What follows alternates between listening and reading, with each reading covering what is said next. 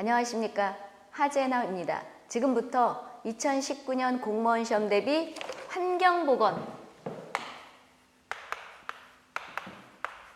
환경보건 문제풀이 강의를 시작하도록 하겠습니다. 강의 들어가기 전에 문제 구성에 대해서 말씀드리도록 하겠습니다. 이번 모의고사 문제는 어느 직렬을 대비해서 문제를 뽑았느냐 하면 첫 번째 환경부, 두 번째는 해양경찰청. 그래서 우리가 문제 풀다 보게 되면 국민안전처 이런 것들이 맨 첫 번에 해양경찰청이었다. 국민안전처로 바뀌었다. 지금 다시 또 해양경찰청이 되는 거죠. 여기랑 그 다음에 세 번째 어디냐면 연구사 있죠. 연구사에는 어느 연구사가 있는 거냐면 환경연구사가 있고 그 다음에 보건연구사가 있단 말이에요. 여기 직렬을 얘기하는 것이고 그 다음에 네 번째는 어디냐 그러면 보건직 있죠. 보건직 하게 되면 우리가 일반적인 공중보건이라든지 뭐 국어국사 이런 거 보는 그 보건직이 아니고 우리가 제한경쟁이라고 있어요. 저기 전남만 있는데 전남 간호사 있는 학생들 뜻하는 거예요. 그러니까 간호사 자격증이 있는 간호대를 나와가지고 간호사 자격증이 있는 사람들만 보는 그 직렬이 있단 말이에요. 거길 뜻하는 거예요. 거기에 보건직이 있지요. 그래서 이것은 전남을 얘기한다고 OT에서 이론 시간에 얘기했단 말이에요. 그리고 문제풀이 할 때도 맨 첫 번에 기본이 있고 심화가 있었죠. 그럼 그때 기본을 듣는 학생들이 말 그대로 보건직이란 말이에요. 전남이 있고 그 다음에 또 어디가 특목고가 있죠. 특성화고에서 보는 게 별도로 그 학생들은 그 학교에서 1등 하는 학생들을 뽑아가지고 경쟁을 하는 공무원 시험이 있단 말이에요. 그래서 특목고 있죠.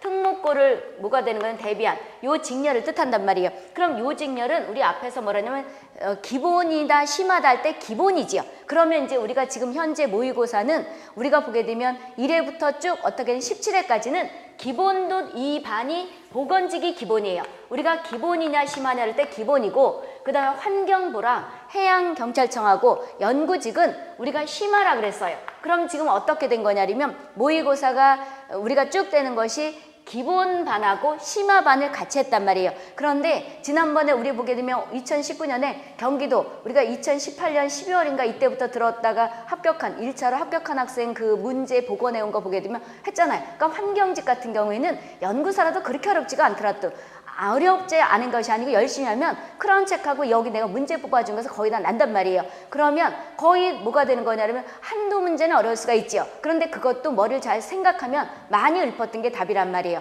그래서 우리가 보게 되면 심화만 듣는 것이 아니고 심화 반도 기본이 들어가는 거죠. 기본에서 한 80점 이상은 거기 들어가 있단 말이에요. 그러니까 80%는 거기 들어가 있고 나머지 한 뭐 20%나 25% 정도가 심화에 들어간다는 거예요. 따라서 이번 모의고사는 1회부터 내가 일단 17회까지 줬어요. 17회까지는 기본반, 심화반이 다 들어가는 것이고 그 다음에 18회부터 아직 다 안 뽑았는데 한 거기서 4, 5회가 더 갈 거예요. 한 25회까지는 아직 다 정확하게 그 횟수가 안 나왔는데 18회부터는 심화를 위해서 해놓은 거예요. 그럼 이제 심화는 18회만 듣는 것이냐? 그건 아니에요. 지난번에 우리 심화 때 했던 식품이라든지 간단한 역학 같은 것도 1회부터 17회까지 이따 문제 풀면 알겠지만 섞어놨단 말이에요. 그러면 요게 우리가 모의고사는 심화반하고 기본반이 다 이제 들어가는 거라고요. 그래서 1회부터 17회까지는 기본반, 심화반을 합쳐놓은 것이고 그 다음에 18회부터는 기본반은 너무 어려워서 그러니까 우리가 보게 되면 거기까지 깊이 어렵다고 봐도 되지만 깊이 가는 거거든요.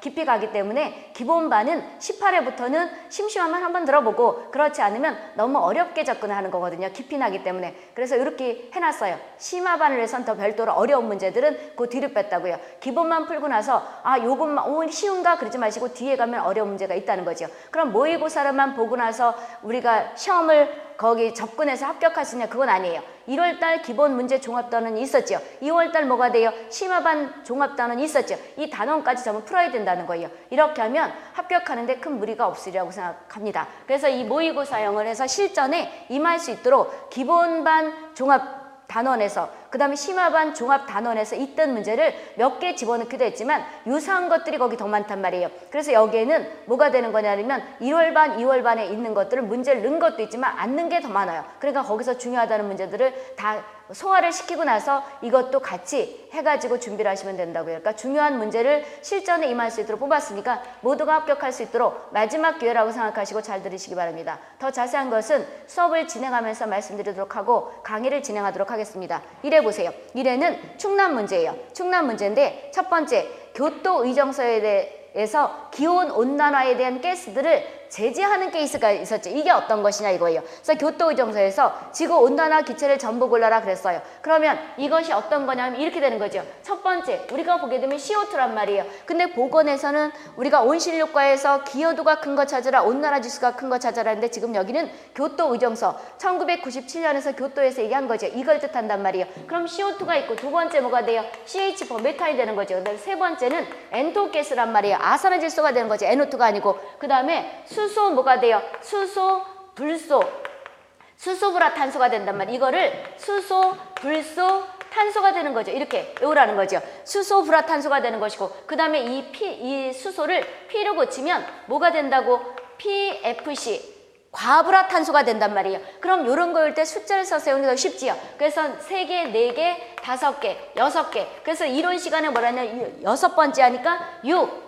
불화 뭐가 돼요? 황이 되는 거죠. 그래서 요거를 반드시 외우라는데 여기서 보게 되면 또 우리가 온난화 기여도가 가장 그거 찾아라면 CO2가 되는 거죠. 이런 것들은 우리가 심화반, 기본반에서 했단 말이에요. 그럼 CO2는 우리가 보게 되면 지수를 얘기할 때 이것도 반감기가 뭐 20년이냐 100년이냐에 따라 틀려진단 말이에요. 근데 일반적으로 이제 세계적인 협회에서 학회 같은 데서 한 것들을 지난번에 얘기했단 말이에요. 그런데 CO2에 비해서 육분화황 같은 경우에는 어마어마하게 높죠. 몇만 배가 높단 말이에요. 따라서 우리가 온난화 기여도를 하는 가스 찾아라면 CO2가 되지만 지수가 가장 높은 거 찾아라 뭐가 되는 거예요? 육불황이 되는 거죠. 이거란 말이에요. 이거가 일명 교토의정서에서 이 가스가 온실효과에 관여한다고 한 거기 때문에 우리나라 법에서도 지난번에 우리 대기법이라든지 이런 데 가면 이런 거 있었던 거죠. 이거가 일명 교토의정서에서 규정한 물질이란 말이에요. 그럼 이것만 온실효과를 유발하는 거냐? 그건 아니에요. 내가 보건학적으로 접근할 때 경기도 같은 건 그렇게 나기도 한다 그랬던 거죠. 그랬을 때 N2랑 O2를 제외한 우리 인간들이 뿜어낸 모든 가스들이 온실효과란 말이에요. 그런데 우리가 보게 되면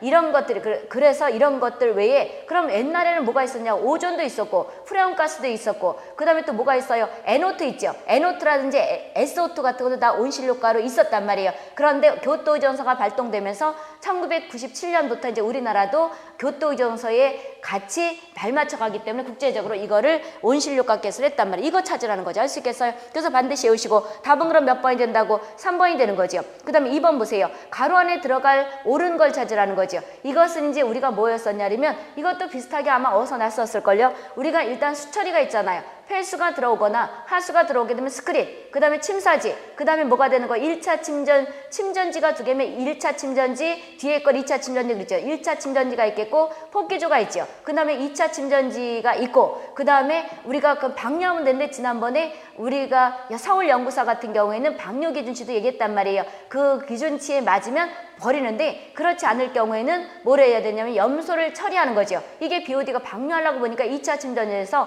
너무 뭐가 되냐면 BOD가 높다면 염소를 가지고 BOD를 줄인단 말이에요. 이것이 일명 염소 1ppm당 BOD 얼마씩 제거된다고 2ppm씩 제거된다고 얘기했던 거죠. 이렇게 해서 시스템이 되는데 1차 침전지에서 떨어진 슬러지 이꼴 오니 2차 침전지에서 떨어진 슬러지 이꼴 오니를 일명 처리하는 시스템이 뭐라고 얘기했냐면 현기성 처리 또는 슬러지 처리인데 지금 이 슬러지 처리 계통도를 찾으라는 거죠. 그럼 슬러지 처리 계통도는 농축이 있죠. 두 번째 뭐가 돼요? 안정화. 안정화에는 현기성 소화가 있겠고 호기성 소화가 있는데 우린 실제로 다 현기성 소화를 하기 때문에 현기성 소화 또는 소화 그런다는 거죠. 그리고 나서 뭐가 되는 거예요?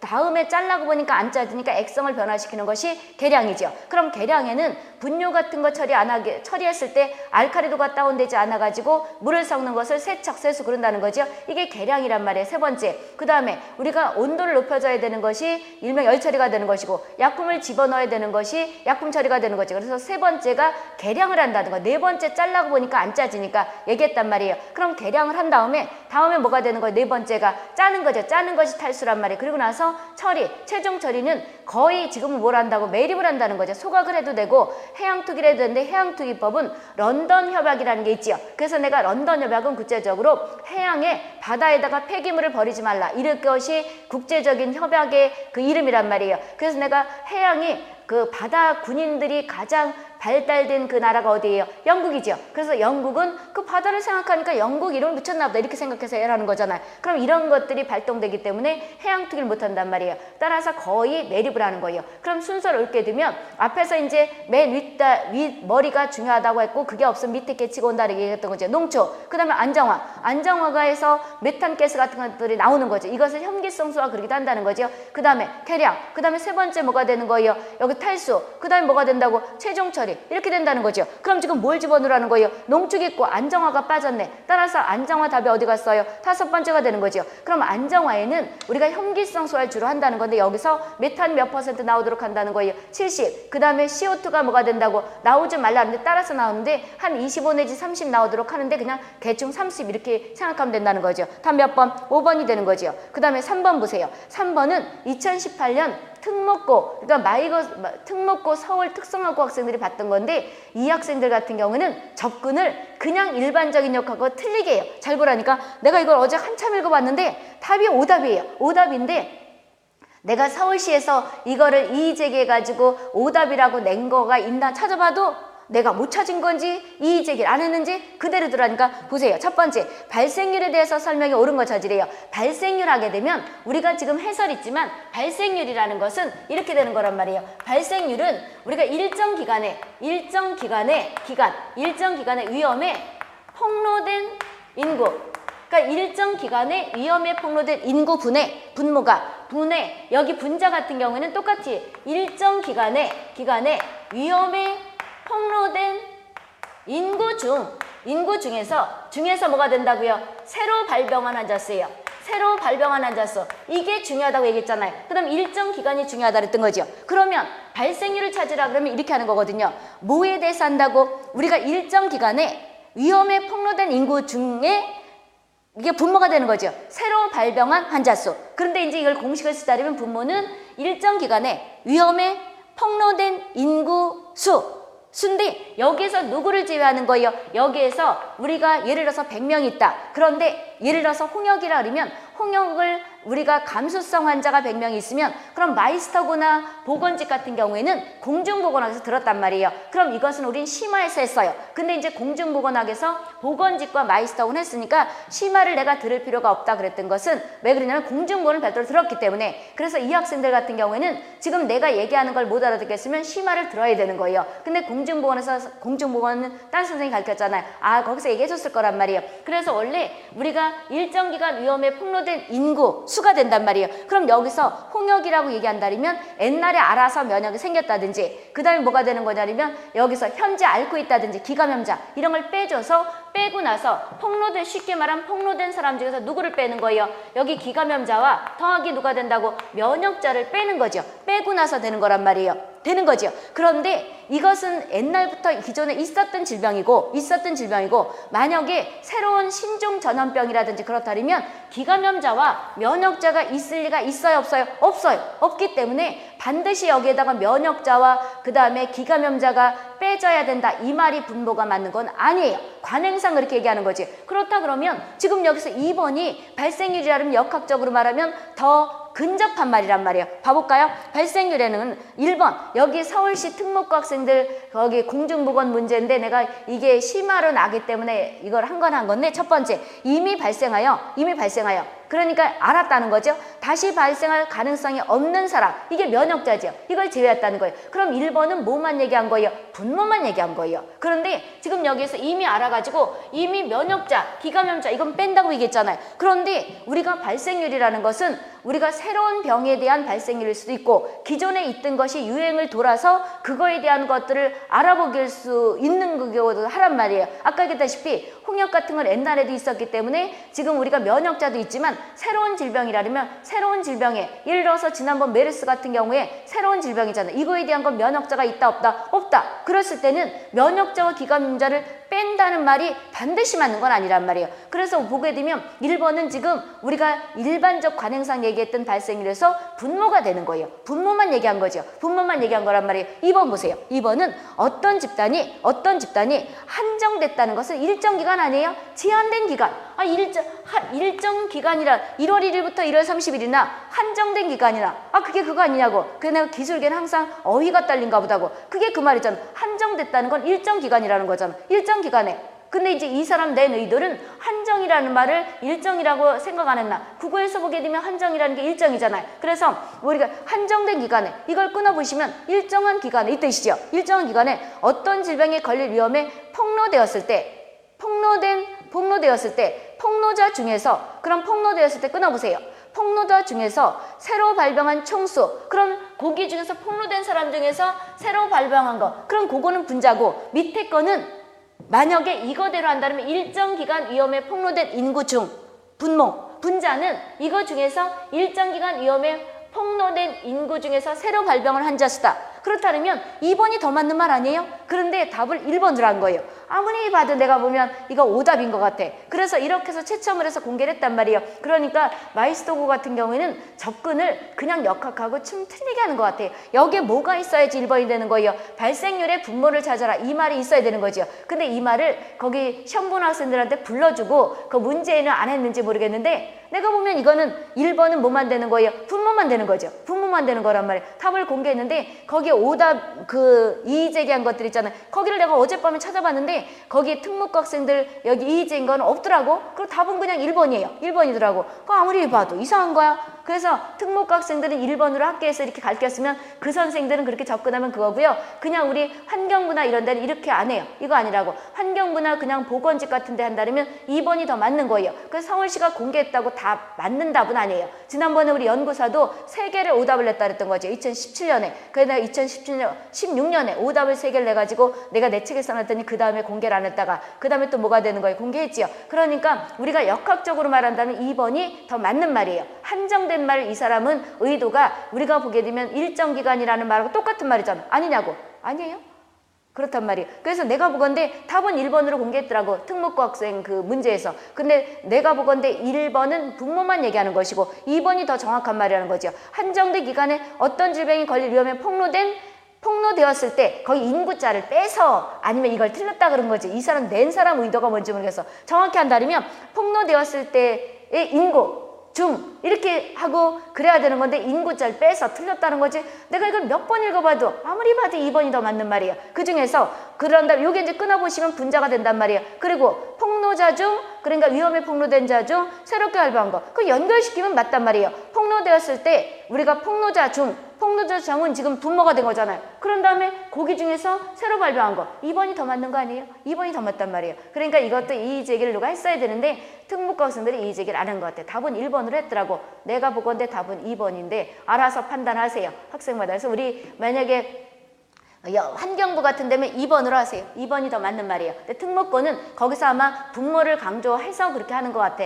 그 마이스터고 같은 경우에는. 그러니까 거기는 1번으로 공개를 했지만 그렇다는 거죠. 그래서 요거는 1번이다 2번이다 논란의 소지가 많겠더라고 보니까. 이렇게 해서 그 서울시는 1번으로 했고 특목고 작년 2018년 10월 13일 날 본 문제고 그 다음에 4번 거기에 대한 해설이 있단 말이에요. 해설. 그래서 우리는 그 특목고는 이제 공중보건학에서 어떻게 가르치는지 선생님들이 접근하는 게 과목에 따라 조금 차이가 있잖아요. 접근이.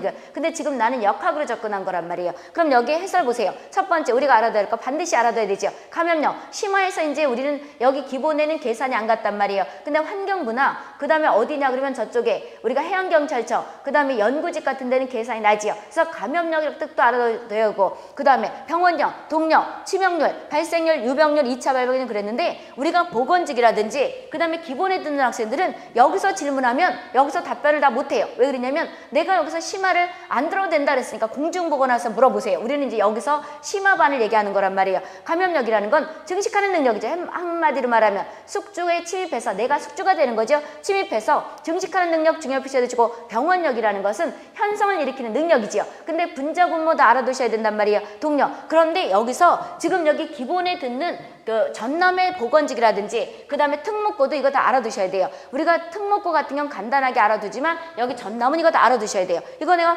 공중보건학에서도 다 이거 가르쳐준단 말이에요. 그러니까 이것들을 모르면 전남도 안 되는 거예요. 다 이 뜻을 알아두셔야 돼요. 계산도 나는 거잖아요. 그런데 이제 내가 심화를 거기는 이제 공중보건에 들으라고 심화를 들으는 소리 안 했단 말이에요. 모르면 심화를 들으셔야 되는 것이고 그럼 이제 여기서 발생률이 있고 유병률이 있고 2차 발병률이 있고 발병률이 있는데 문제풀이에서도 설명했고요. 우리가 문제풀이 심화해서 설명했구나. 이거 설명했단 말이에요. 그럼 감염력이라는 건 증식하는 능력이고 그 다음 병원력이라는 지금 얘기하는 중요 표시해 두시고 병원력이라는 건 현성을 일으키는 거죠. 그 현상을 일으키는 것이고, 동력이라는 건 위중도를 나타내는 거, 중요 표시. 치명률이라는 건 사망률이죠. 일단 뜻부터 알아두시라고요. 그리고 발생률 같은 경우에는 분자가 중요하다 그랬던 거죠. 새로 발병한 환자 수. 그럼 일정 기간에 새로 발병한 환자 수란 말이에요. 그럼 분모는 뭐가 일정 기간에 그 폭로자를 뺐지만 말 그대로 어떤 질병에 노출된 게 그 인구라는 거죠. 폭로된 인구, 이걸 뜻하는 거죠. 그 새로 발병한 것이 중요하다 얘기했었고요. 유병률이라는 건 현재 앓고 있는 사람을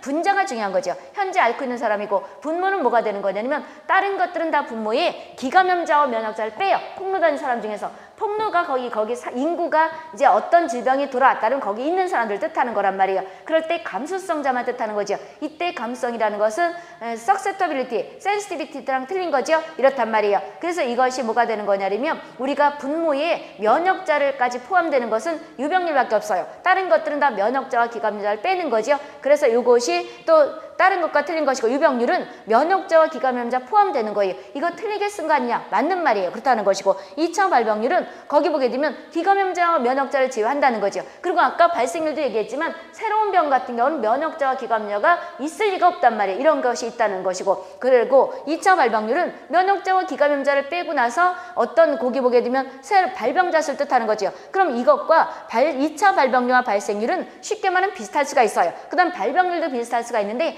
여기에 대한 예는 심화 문제풀이를 했단 말이에요. 2차 발생률 같은 경우에는 왜 뜻을 하는 것이냐? 폐쇄된 집단에, 그러니까 군인들 같은 경우에 같이 자잖아요. 들어왔을 때 어떤 질병이 들어오게 되면 그 발단자로 인해서 몇 명이 퍼졌느냐, 요걸 보자는 거죠.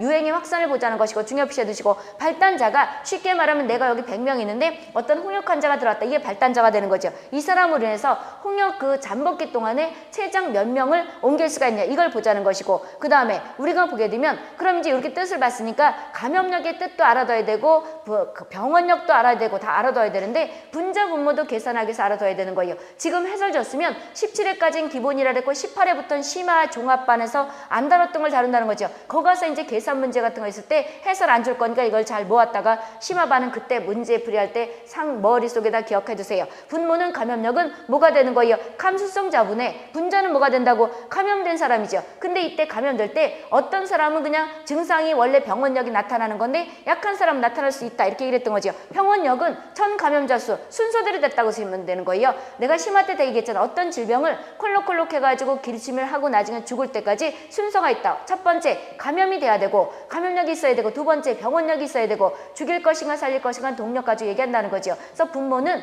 우리가 병원력 같은 경우는 전 앞에 있는 1번의 감염자 수, 분자는 뭐가 되는 거예요? 현성 질환자 수가 되는 거죠. 그래서 여기서 보게 되면 발병자 수라는 게 이제 현상을 나타내는 이 뜻이라는 거죠. 그 다음에 치명률은 사망자 수인데 이것도 분자 분모가 상당히 중요하다는 거죠. 사망률이라는 것은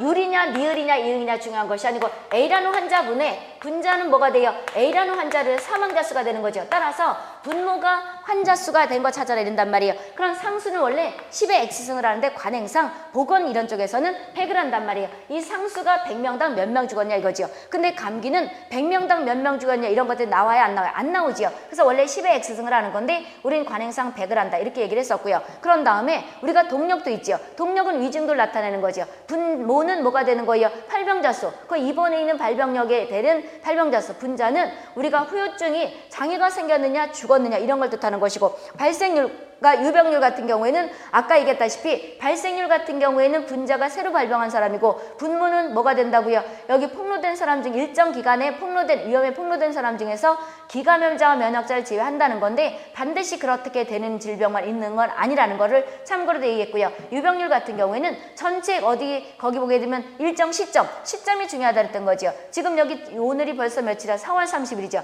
4월 30일 2019년 4월 30날, 그럼 여기 인구분의 이때 옛날에 알아서 됐든 면역이 생겼든 다 인구분의 현재 결핵이 몇 명이냐 이런 거 얘기할 때 유병률을 가져간다는 거죠. 그럼 우리가 발생률 같은 경우에는 거기 왜 하는 것이냐? 위험도 추정이라든지 일정 기간 새로 발병한 사람이 어떤 몇 명이는가, 위험도를 또 질병에 걸릴 확률 또는 위험도를 직접 추정하자는 것이 발생률이고, 유병률은 우리가 만성질환에서 높게 나오죠. 따라서 병상수라든지 전문의 수, 그러니까 결핵을 치료하려면 약이 얼만큼 필요한가 이런 것들을 가름해 보자고 하는 것이 유병률이라는 거죠. 그리고 내가 이런 시간에 얘기했잖아. 원래 역학 가면 발생률도 일정 기간만 쓰는 건 아니에요. 시점도 쓰고 기간도 쓰고 유병률도 시점도 쓰고 기간도 쓰는데 발생률은 시점 인구를 하게 되면 별 의미가 없어요. 따라서 역학에서 기간을 쓴다 얘기했던 거죠. 유병률도 여기 시점 인구 그랬단 말이에요. 시점 인구 그랬는데 여기 현재 앓고 있는 모든 환자가 되는 건데 이것도 시점만 쓰는 건 아니에요. 원래 시점과 기간을 다 쓰는 건데 이거는 기간에 1월 1일부터 1월 30일까지 폭로된 사람 중에서 몇 명이 현재 앓고 있는 이게 의미가 없어서 유병률은 관행상 역학에서도 마찬가지 우리가 시점 인구를 주로 많이 쓰는 것이고 그 다음에 발생률 하게 되면 뭐가 된다고 기간을 쓰는 의미가 그렇게 해서 나왔다 얘기했던 거고요. 그래서 여기서 기본은 못 알아들으면 공중분 가서 열심히 듣고 그 다음에 심화가 못 알아듣는다는 건 말이 안 되는 거예요. 기본 때도 열심히 했고 이론에서도 그 다음에 심화 때도 열심히 했고 이론에서도 심화 문제풀이에서도 열심히 했단 말이에요. 상당히 올해는 많은 걸 얘기해 줬단 말이에요. 그러니까 거기를 더 들으시면 한 번 듣고 들은 것과 두 번 들은 것과 들리는 양이 틀리다는 거지. 그래서 내가 한 번 듣고 두 번 듣고 이게 하라는 거죠. 그리고 유병률 얘기했는데 약품 수를 어떻게 할 것인가 이런 것도 중요시 두고요. 2차 발병률은 아까 얘기했다시피 확산 정도를 본다든지 그럼 발병률은 전체 그것도 분모를 다 제외하는 거죠. 그런데 전체 기간 중에 새로 발병한 거예요. 이것도 발생률과 발병률 얘기를 차이를 했단 말이에요. 전체 기간으로 하면 다 한다는 거지요. 그래서 이것도 심화 문제풀이에서 했어요. 여기서 다 하게 되면 진도가 못 나가니까 심화반 학생들은 종합에서 더 들으시고 그 다음에 기본반 학생들은 딴 과목과 들으시고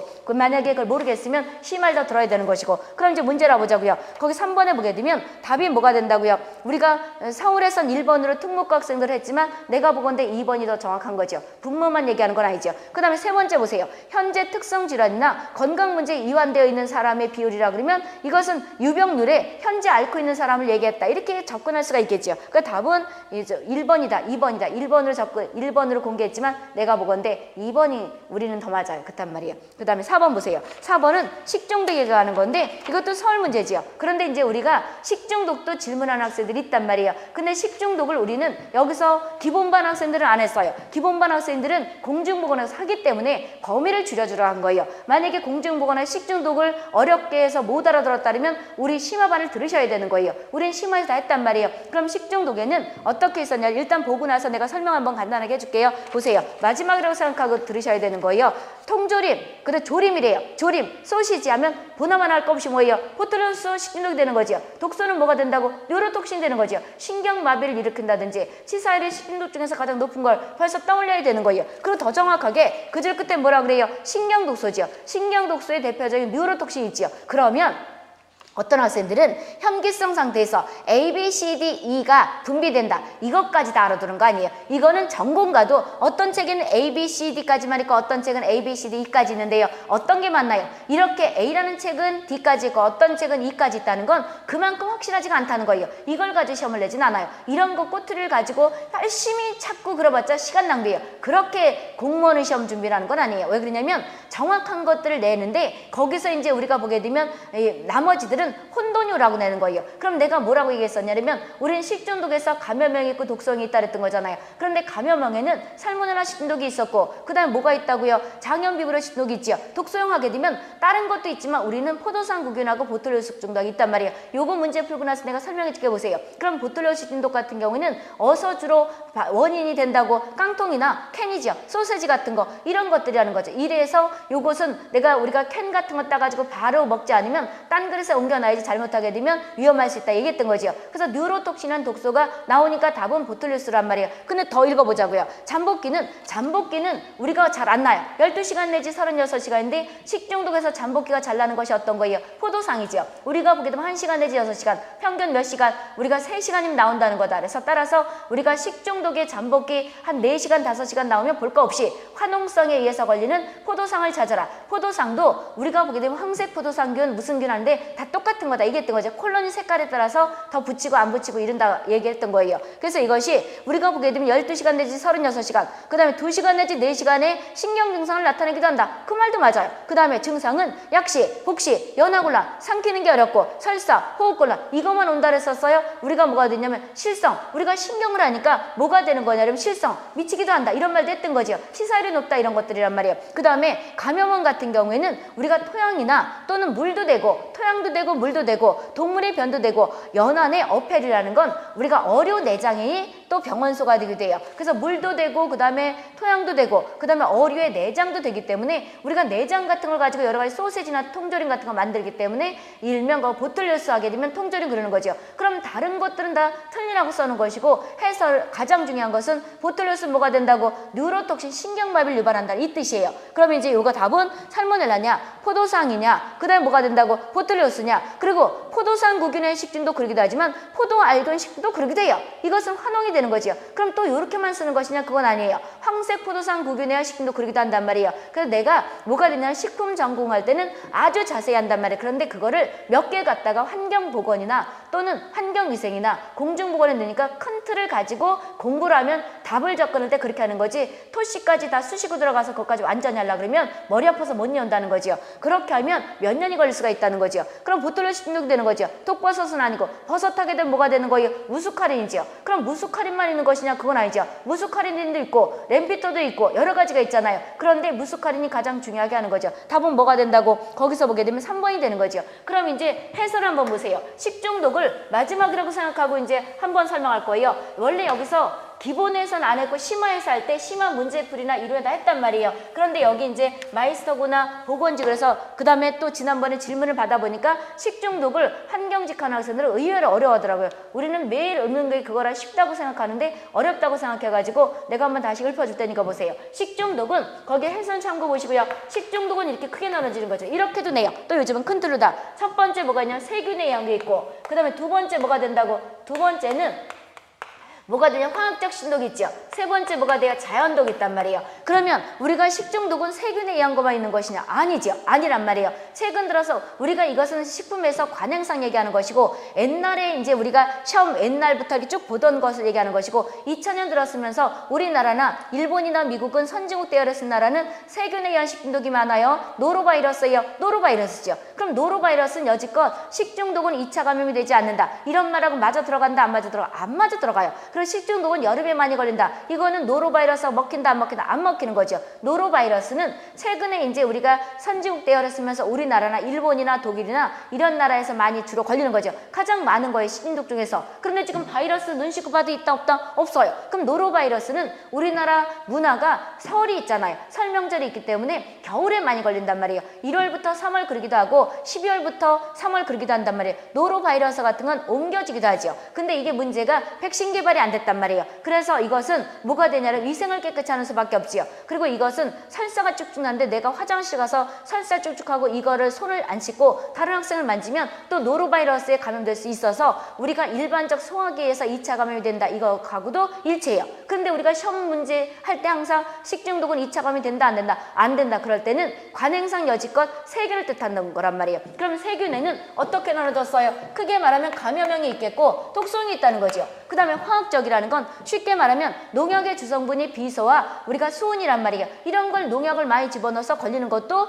우리가 식중독 이런 거예요. 그래서 우리가 보게 되면 밀크에 비소가 들어가서 일본에서 일어났던 식중독 사건 이것이 비소잖아요. 그래서 농약과 관계된 걸 찾으면 비소 찾는 것이고 미나마타병 같은 경우는 수은이고 카드뮴 같은 경우는 있다병 이런 것들이 있죠. 이게 식품으로 들어가면 이것이 화학적 신독이 되는 것이고 자연독은 뭐가 있다 그랬었어요. 동물이 첫 번째 동물에 의한 거. 동물은 보고 있죠. 보고에 테트로독신이 있을 것이고 그 다음에 또 뭐가 있는 거 식물이 있을 거 아니에요. 두 번째 식물에는 아까 얘기했다시피 그럼 동물에는 보고독만 있는 것이냐 그건 아니죠. 베네로핀도 있겠고 그 다음에 삭시토신도 있고 이런 거 다 외워야 되는 거죠. 그 다음에 우리가 보게 되면 식물에는 버섯 아까 무스카린 그 다음에 뭐가 된다고 감자 솔라닌 썩었을 땐 셉신 그 다음에 뭐가 되냐면 면실류 같은 건 내가 얘기했던 거지. 옛날에 손바지 입었나 보다. 고시폴 청매는 아미고다 이런 것들 줄줄 외워야 된단 말이에요. 그 다음에 동미나리 식교톡신 이런 거 외워야 되는 거죠. 그런 다음에 세 번째 뭐가 된다고요? 맥각독이 있죠. 맥각독은 에고타민, 에고톡신, 에고 하나보다 이렇게 외우라는 거죠. 그럼 이런 것들을 나눈단 말이에요. 자연독이 있는 걸 찾아라. 그 다음에 세균에 의한 걸 찾아라. 또는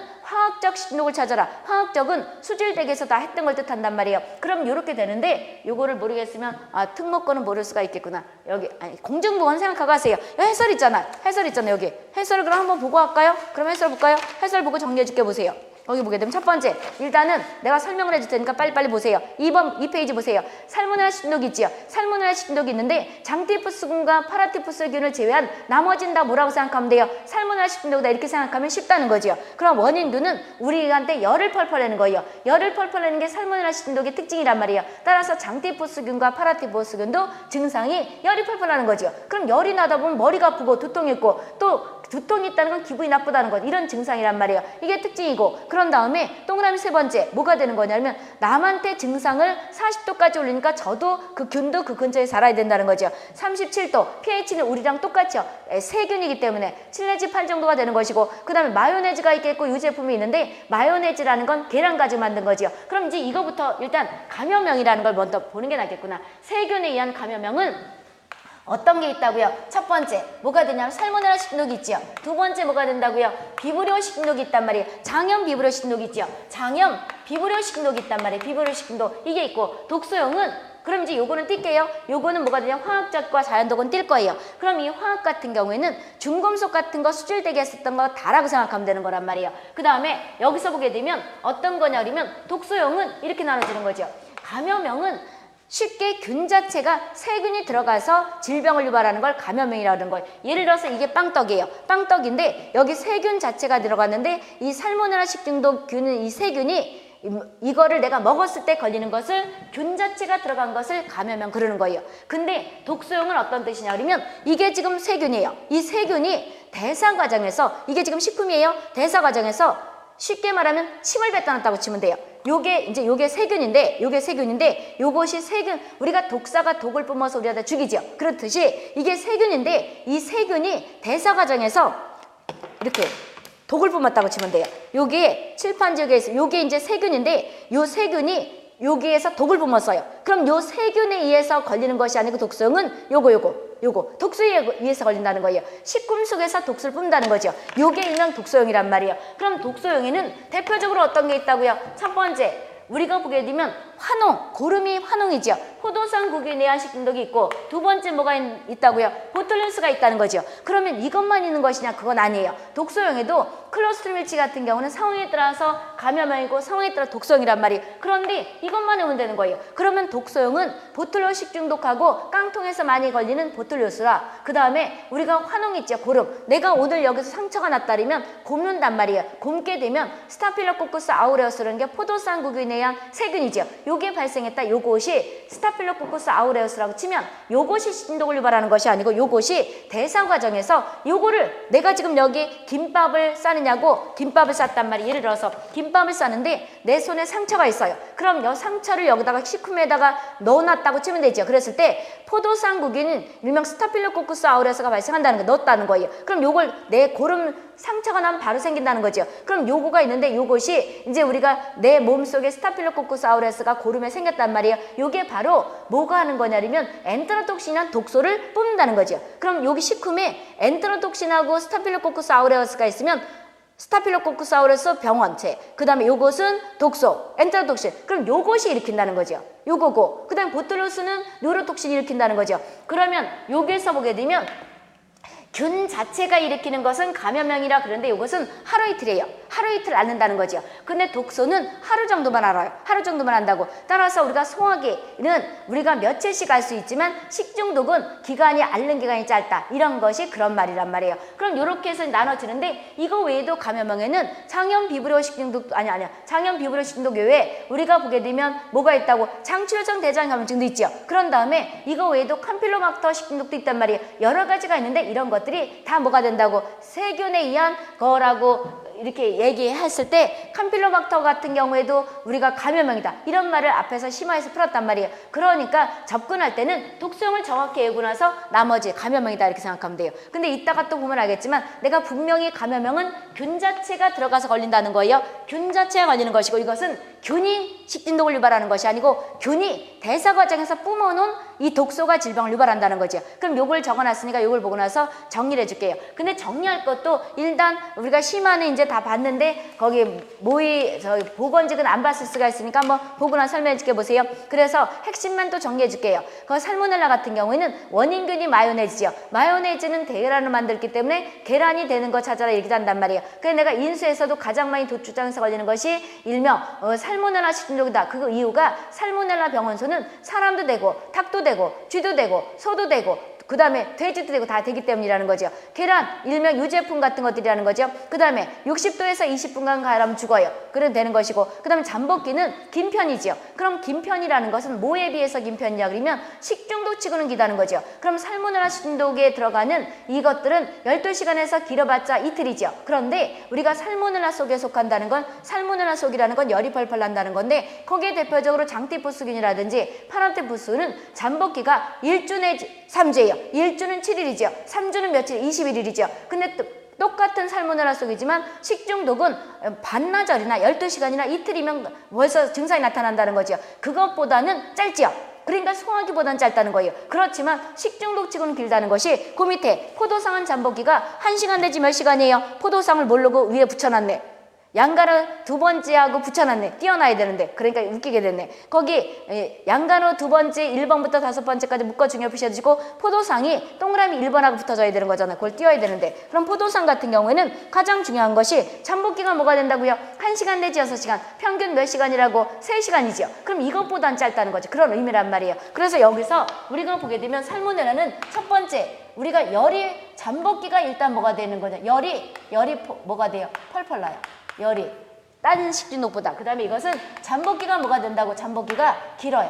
길다고. 뭐에 비해서? 포도상에 비해서. 이렇다는 거죠. 이게 핵심이에요. 그리고 우리는 앞에서 얘기했어요. 저온균에 의한 우유살균 63에서 65도에서 30분간. 근데 머리 아프게 이렇게 오지 말라 했던 거죠. 65도에서 몇 분간? 30분간. 고온살균은 뭐가 된다고요? 우리가 65도에서 10도를 올려. 그럼 75도가 되는 거죠. 근데 원래는 71에서 75도에서 30을 방닥자는 뭐가 되는 거예요? 15죠. 15초가 되는 거예요. 그래서 저온살균은 우유에서 한 63에서 65도인데 대충 65도에서 30분간. 그 다음에 고온살균 같은 경우에는 71에서 75도인데 75도에서 15초간. 그 다음에 초고온 순간살균은 두 개를 합치면 돼요. 한 130에서 135도인데 대충 135도에서 2, 3초간. 이렇게 한다는 거죠. 그럼 우리가 일반적으로 소화기 질환 같은 경우에는 자판기에서 나온 온도와 비슷한 우리가 보게 되면 60도에서 2, 30분 가열하면 다 죽는다는 거죠. 자판기 온도가 내가 몇 도라 썼어요?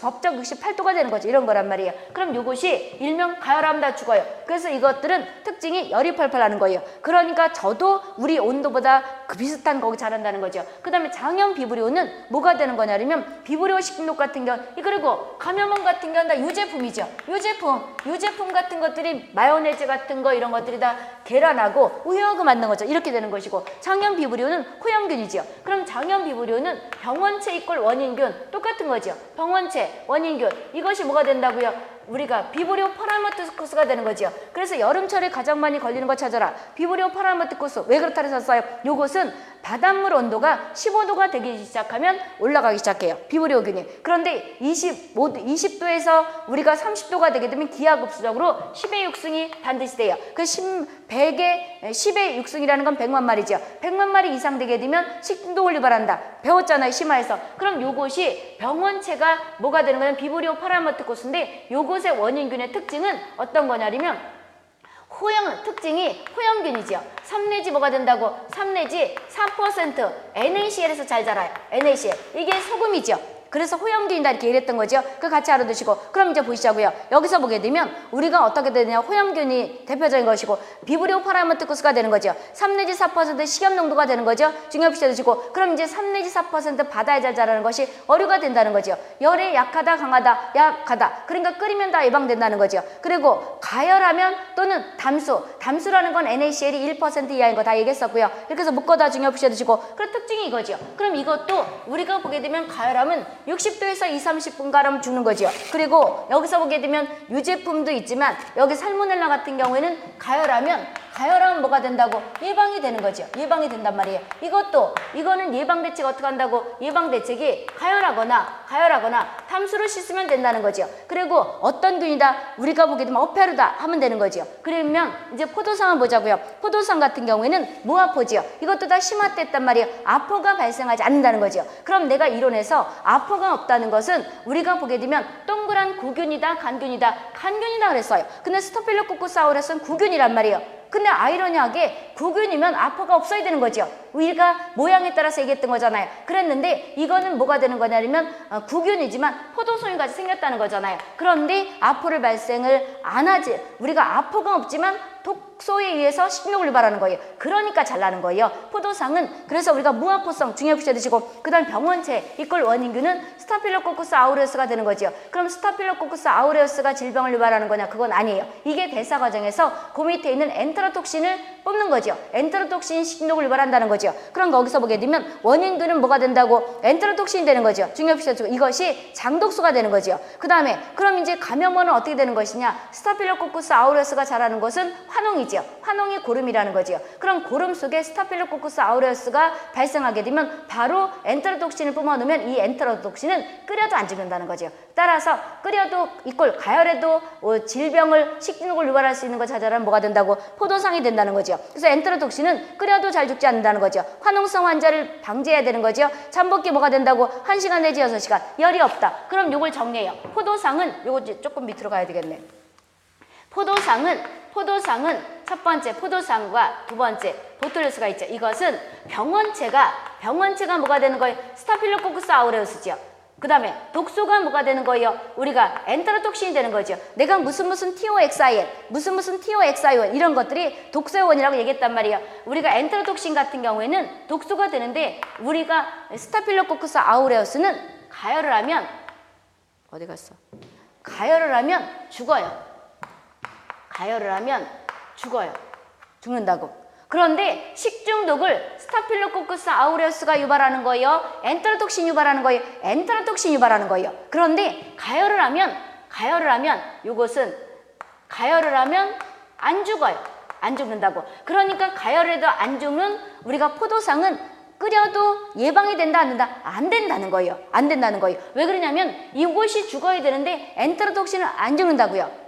안 죽기 때문에. 그래서 우리가 그러면 스타필로코커스 아우레우스를 들어오지 못하게 접해야 되지요. 그럼 스타필로코커스 아우레우스가 발생하는 그것은 예방 대책이 뭐가 된다고? 예방이 화농성 환자죠. 화농, 고름 있는 환자를 금해야 된다는 거죠. 아시겠어요? 그리고 이렇게 내게 돼요. 그럼 이제 병원체는 스타필로코커스 아우레우스는 가열해 죽지만 우리가 독소가 안 죽기 때문에 독소는 가열에다 안 죽어요. 안 죽기 때문에 예방 대책으로서는 화농 환자를 금하라는 것이고 그 다음에 아까 포도상의 특징은 아포가 있다 없다? 없다는 거죠. 이건 아포가 없어요. 아포를 무아포라는 거죠. 무아포라는 거죠. 무아포기 때문에 무아포성 독소, 그러니까 아포를 뿜지 않고 독소를 찾아라면 포도상을 찾는 거예요. 그리고 포도상 같은 경우는 또 특징이 있죠. 여기 아까 예방 화농도 있지만 여기 카메라 다 크게 비춰져요. 여기까지 다 비춰져요?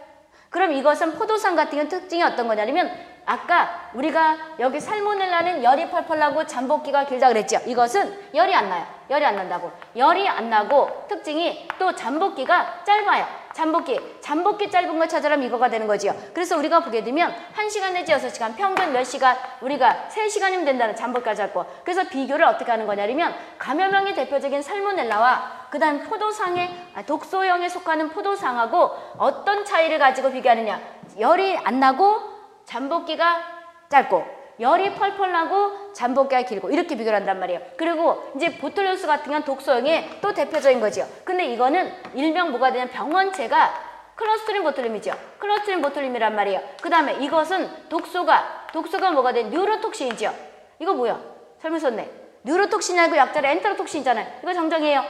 뉴로톡신이 뭐가 된다고? 엔테로톡신. ENT야 이런 것들이 안이 되는 거잖아요. 그럼 엔테로톡신이 되는 것이고 엔테로톡신, 뉴로톡신 아니고 엔테로톡신이고 그 다음에 보툴리우스는 뭐가 된다고? 뉴로톡신이 되는 거죠. 뉴로톡신. 그래서 뉴론이라는 것이 이론 시간에 얘기했잖아요. 그러니까 신경 전달계 원을 뜻하는 거죠. 따라서 이 신경 전달계 단위가 뉴론이잖아요. 여기에 독을 뿜기 때문에 말 그대로 여기에 신경에 마비가 된다는 그런 뜻이에요. 그럼 요것은 어떻게 되는 거냐면 요 노란 거로 써볼까요?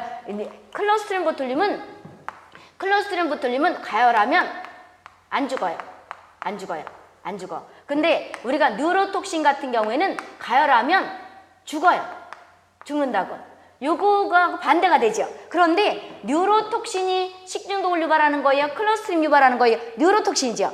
뉴로톡신은 죽기 때문에 예방이 가열하면 된다는 거죠. 예방이 된다는 거예요. 그런데 우리가 클로스트리디움 보툴륨을 병원소는 토양이나 물이나 그 다음에 뭐가 된다고? 내장, 어류 내장이라는 거죠. 그럼 지금 여기 클로스트리디움 같은 경우에는 특징이 가열에도 예방이 되는 거예요. 그리고 이 특징은 뉴로톡신이기 때문에 신경마비를 유발하는 것이고 발생 거는 식후면 뭐가 된다고? 깡통이나 통조림 같은 거 이런 것들이 된다는 거죠. 그리고 이것은 뭐가 되는 거냐면 치사율이 상당히 높거든요. 신경마비 같은 걸 유발할 수 있다는 거죠. 그럼 여기에서 요거는 또 특징이 깡통 같은 건 있으니까 여기서 이것은 뭐가 되는 거냐면 아포를 형성해요.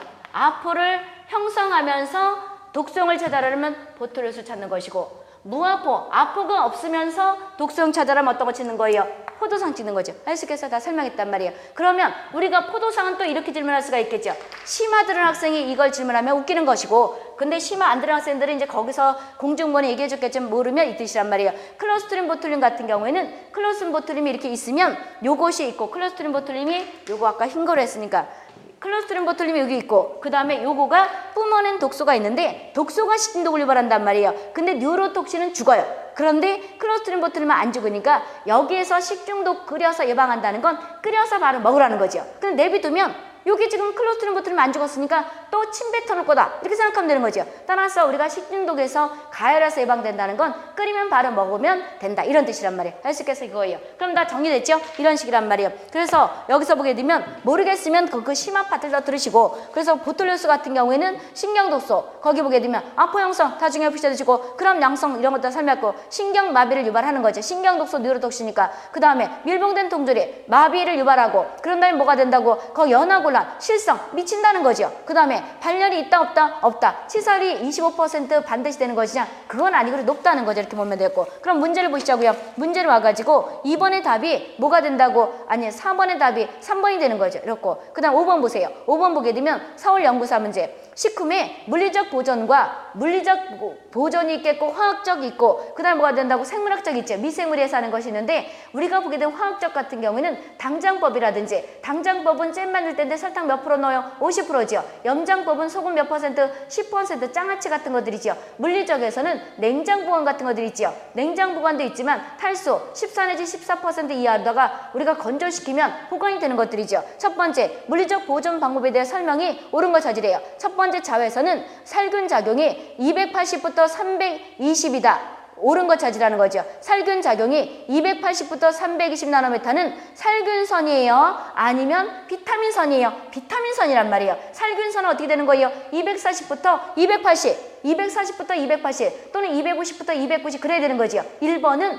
거기 5번에 있는 1번 같은 경우는 비타민선 이꼴 뭐라 한다고요? 도노선이 되는 거죠. 그래서 틀렸고 두 번째는 가열은 아포형 성균을 죽인다 못 죽인다? 못 죽여요. 그럼 아포까지 다 죽이는 것은 우리가 고압증기멸균법이죠. 121도에서 몇 리브라? 15리브라 몇 분간? 20분간 이런 거죠. 그래서 2번도 틀렸고 건조법은 미생물 증식 억제를 해서 수분을 몇 퍼센트? 15% 이하 또는 14% 이하 그런 거죠. 그럼 답은 몇 번이라고? 3번이네. 냉동이라는 건 냉동이 있고 냉장 있잖아요. 동결 보존 온도를 4도 이하로 해요. 그럼 이것은 냉동이 아니고 냉장이죠. 냉장은 0에서 10도 냉장고. 우리가 그래서 썩는 걸 잠시 막아주는 거죠. 그 냉동은 뭐가 돼요? 마이너스 18도가 되는 거죠. 따라서 답은 맞는 것이 지금 내가 얘기하는 거 왜 틀렸나를 연구직이나 심화나 마이스터 같은 건 다 알겠지만 공중보는 외웠겠지만 우리는 이것 반드시 모르는 걸 내가 읊은 것들을 써놔야 되는 거예요. 냉동법 같은 경우는 마이너스 18도, 냉장은 0에서 10도. 그 다음에 뭐가 된다고? 탈수는 14% 또는 15%. 그 다음에 뭐가 된다고? 당장법은 이게 화학적 처리가 되는 거죠. 화학적인데 당장은 잼 만드는 거 50% 또는 설탕을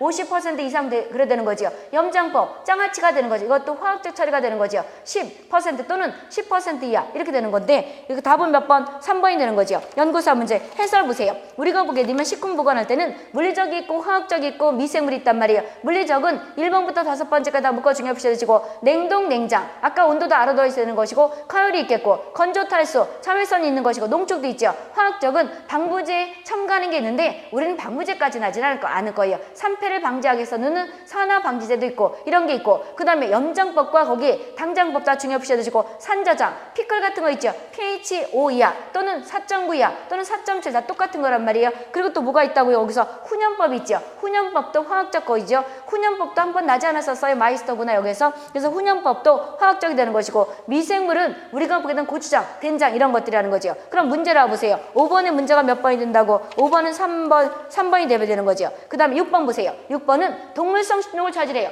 여기서 아까 지나갔네. 여기 동물성은 아미고다린 한번 써보세요. 내가 뭐라 썼어요? 청아하다. 청아하니까 뭐가 돼요? 아미고다린 청매가 되는 거죠. 그래서 1번은 우리가 식물이고 무숙한이 뭐가 돼요? 버섯. 그러니까 식물이고 고시풀은 내가 면바지 저고리 입을 거. 여기 심화 때 이론에서 했었지요. 그래서 이것이 고시풀은 목화 같은 거, 면 같은 것들 할 때 이거지요. 면실류가 되는 거죠. 테트라독신 보호가 되는 거죠. 답 몇 번? 어디에 가장 독이 많아요? 우리가 테트라독신 같은 경우는 간에 많다는 거죠. 답 몇 번? 4번이 되는 거죠. 그럼 해설 한번 보세요. 해설 요거까지 하고 쉴 테니까 보세요. 자연독에는 식물독이 있겠고 동물독이 있겠고 곰팡이독이 있죠. 그럼 식물독은 가번부터 4번까지 다 묶어 중요시하는 특히 마번까지는 반드시 오셔야 되는 거예요. 독버섯, 무스카린, 감자, 솔라닌 싹이 났을 때는 솔라닌이고 셉시는 뭐가 되는 거? 썩었을 때죠. 그럼 영어를 중화적으로 풀어보세요. 셉시는 썩었을 때고 솔라닌은 싹이 났을 테고 그 다음에 동밀한 식기독신, 면실류 고시폴, 청매는 청아 이렇게 외우라는 거죠. 아미고다린. 그런 다음에 고사리가 푸타클로시드가 있죠. 오두나 바콘 아코니틴. 동물은 보고독 테트로독신이 있겠고 언제 강하다? 오월레지치어린 난소가 가장 강하다. 이 꼴 알이 되는 거죠. 중요한 것이고 그 다음에 모시족의 바지락, 굴은 베네르핀이 되는 거죠. 베로톡신과 혼돈하면 안 되는 거죠. 베로톡신은 장출성 대장 감염증 0157이 되는 거죠. 그 다음에 태엽 쪽에 섭쪽에 홍합은 뭐가 된다고? 삭시톡신이 되는 거죠. 삭시톡신 되는 것이고 그 다음에 마비성 폐독 유발의 곰팡이는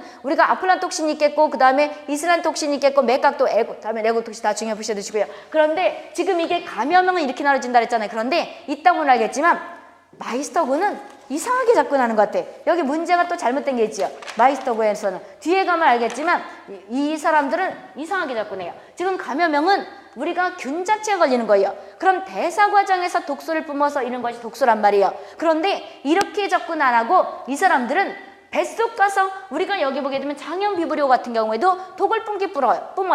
독을 뿜는다고.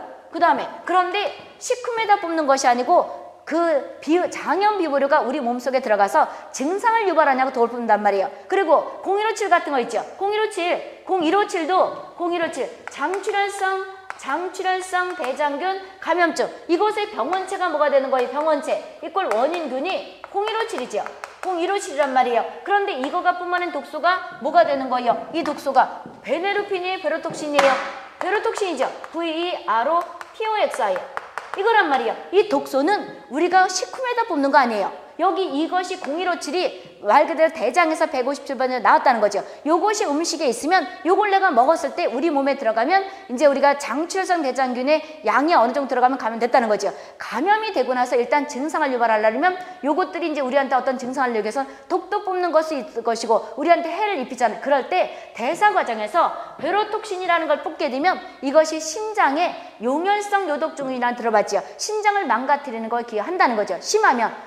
약한 사람들은. 그럼 이것은 우리 몸에서 요 0157이 들어가서 어떤 증상 유발하나 혈청학적 이론을 뽑는 이걸 가지고 독소가 형이라 그러는 거 아니에요. 요거는 우리가 식중독에서 독소라는 건 식품에 독소를 뿜어놨다는 거예요. 근데 베로톡신이 0157 대장균이 식품에다가 베로톡신을 뿜지는 않는다고. 근데 여기 어디 마이스터구 같은 경우에는 설명을 그렇게 했더라고. 근데도 그것도 작년에 했던 건데 내가 보건데 그 말 잘못된 건데 그대로 그냥 답을 찍은 것 같아. 그렇더란 말이에요. 그래서 여기는 특목고는 좀 접근을 이상하게 하더라고. 그래서 요것이 이것도 독소니까 이것도 독소용이냐 그건 아니에요. 이거는 우리 대사 과정에서 우리한테 증상을 유발할 때 독을 뿜어서 만약에 심하면 요게 들어가서 그냥 끝날 수도 있고 이런 게 보면 신장이 망가져서 여러 가지 신장 투석을 해야 된다. 작년에 우리가 햄버거 사건들 들어봤지. 이런 거라는 거죠. 이렇게 됐고 참고로 지우기 전에 받고 6번에 답은 뭐가 된다고요? 3번이 되는 거죠. 그 다음에 7번은 10분을 쉬었다 오세요.